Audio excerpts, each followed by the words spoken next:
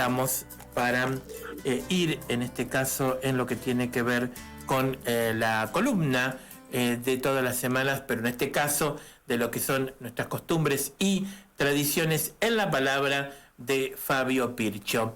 Fabio, muy buen día, ¿qué tal? ¿Cómo estás vos? ¿Cómo andás? Hola, buen día, José Luis, ¿todo bien? ¿Y vos? Muy bien. Todo como muy para bien. comenzar. Bueno, bárbaro, adelante. Bueno, José Luis, hoy el tema que quería tocar, ya que veníamos armando una secuencia de lo que eran los ranchos, la vivienda del gaucho, digamos, algunas comodidades dentro de la precariedad que había que tenía el rancho. Bueno, si bien hablamos que dentro del rancho lo que había era el fogón, bueno, las únicas comodidades que podíamos tener adentro era una mesa muy chiquita y algunos troncos o caderas de vaca o cráneos de vaca que se armaban los asientos. Eso era todo dentro del solo ambiente que había en el rancho. No había ningún otro tipo de comodidades, y lo que sí nos faltaba era un crucifijo y en algunos casos la imagen de algún santo patrono protector, porque siempre el gaucho fue creyente. Después a eso, digamos, saliendo al exterior del rancho, hay una tipo galería que se llama Las Ramadas, que era infaltable en las pulperías. Eso se le agregó al rancho, hecho con un armazón, con cañas y con pajas, porque lo que producía que era principalmente el beneficio de la sombra, porque árboles eran muy pocos los que había, y ahí servía para matear, para armar el fogón clavando la cruz para asar la carne, y eso lo que le daba era un poco de confort para el verano, ya que estábamos en época de verano. Después, en los alrededores, lo que podemos mencionar es los corrales. Los corrales estaban más o menos a unos 100 metros de la casa. ¿Qué es lo que se metía en los corrales?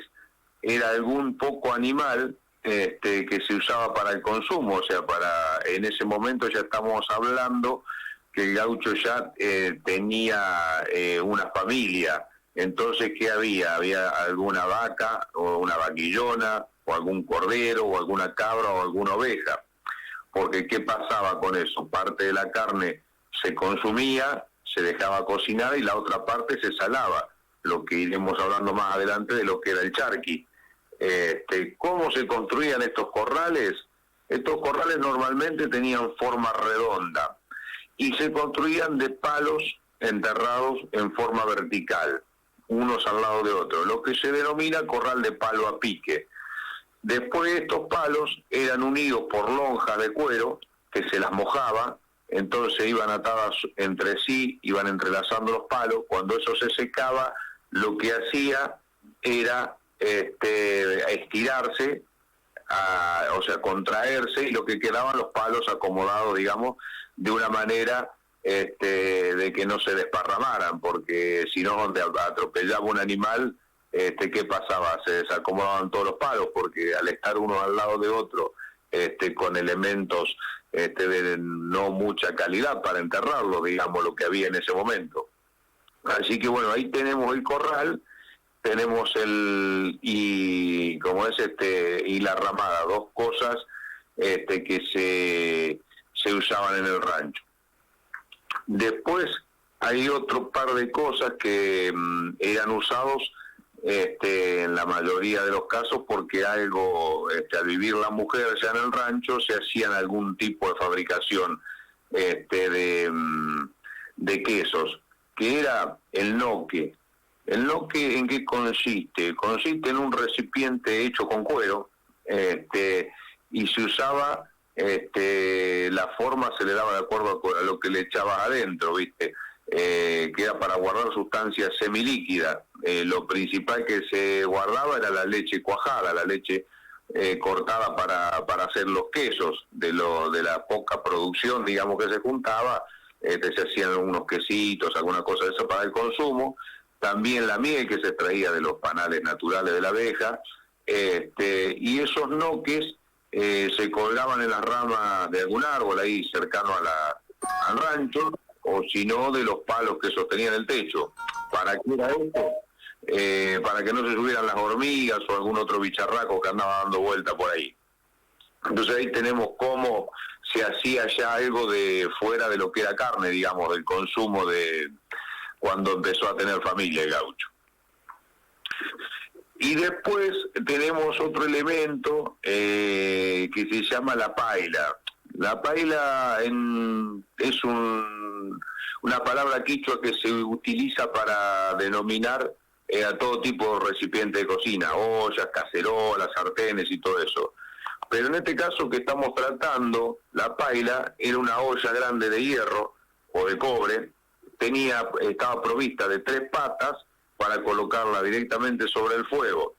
También las había sin patas, que se colocaban sobre una trebe de hierro, que es un triángulo con patas, y también se podía llegar a colgar suspendida del techo con una cadena. Entonces eso es lo que mantenía era el agua caliente, y de ahí se extraía el agua caliente para el mate o para distintas cosas que se pudieran necesitar para hacer algún otro tipo de comida, ya porque si bien eran con carne y poco, pero había algunas comidas servidas, se empezó a hervir la carne y ese tipo de cosas. Ahí estamos más o menos armando las comodidades, entre comillas, que tenía el rancho.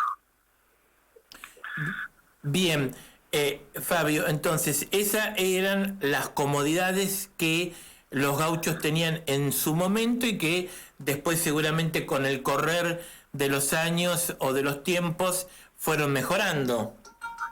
Claro, por supuesto. Eso estamos hablando del rancho primitivo, cuando el gaucho empezó a afincarse por el trabajo en las estancias, en los mataderos principalmente, porque no te olvides que hablamos de la industria del cuero, del saladero y todo ese tipo de cosas, necesitaba mano de obra. Y el único capacitado para hacerla de la vaquería fue el gaucho, por sus condiciones. Habilidad, rusticidad y versatilidad. Entonces ya como el trabajo demandaba estar afincado en un lugar, ya sea porque se empezó a criar ganado también, entonces había que pastorearlo, había que cuidarlo y todo eso, entonces el gaucho se fue afincando, que digo yo, bueno, fue la conquista, digamos, de parte de la tierra del criollo, porque ahí tenemos los ranchos que se fueron formando y bueno, se formaban lejos unos de otros, porque los lugares para trabajar, digamos, lo que era la producción ganadera era en grandes extensiones, en forma muy extensiva, que había que darles agua y todo. Entonces, esto lo que vino a hacer es que el gaucho ya vaya formando una familia y entonces ya aparecen este tipo de cosas y después va a ir evolucionando, ¿no es cierto?, a medida que va pasando el tiempo, porque se va a formar más, pasa de ser, digamos, errante y nómade a una vida más sedentaria. Muy bien.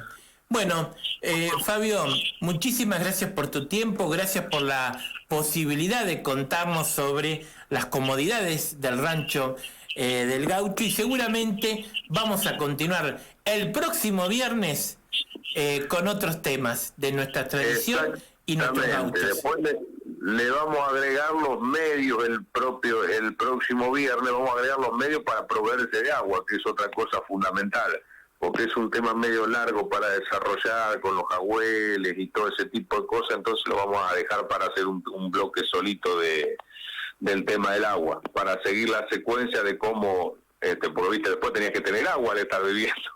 Entonces ya no era el gaucho errante que el agua se la proveía de cualquier lado, en una laguna, en un arroyo o en lo que podía, ya había que hacer otro tipo de cosas para tenerla cerca del rancho. Muchísimas gracias, gracias.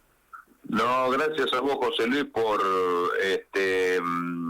dar este espacio para difundir nuestro origen, que es la cultura gaucha, de donde venimos todos, y bueno, te pido disculpas por cuestiones de fuerza mayor de no poder estar en forma personal como lo hacemos siempre. Así que bueno, muchísimas gracias, José Luis, y nos estamos viendo. Gracias, muchas gracias. Chau, chau. Chao, hasta luego, José Luis. Chau. Muy bien, ahí estamos escuchando entonces la palabra de